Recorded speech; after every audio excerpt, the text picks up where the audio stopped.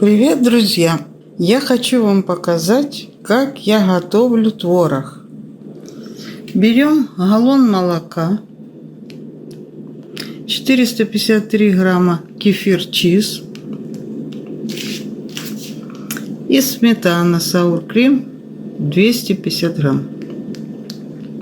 Из этих продуктов мы будем готовить творог.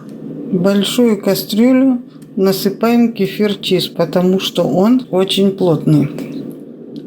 Кефир чиз засыпали. Теперь насыпаем сметану.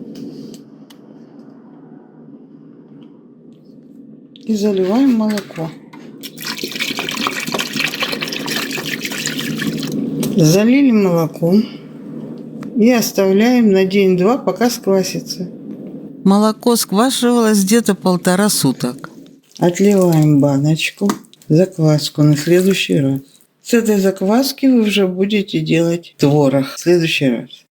Теперь, когда мы поставили кастрюлю на маленький огонь, проверяем, чтобы творог был наверху, а под низом образуется сыворотка. Это очень полезный продукт. Вы можете использовать сыворотку для приготовления крошки, просто пить и так далее. Творог поднялся наверх. Собираем его на марлю.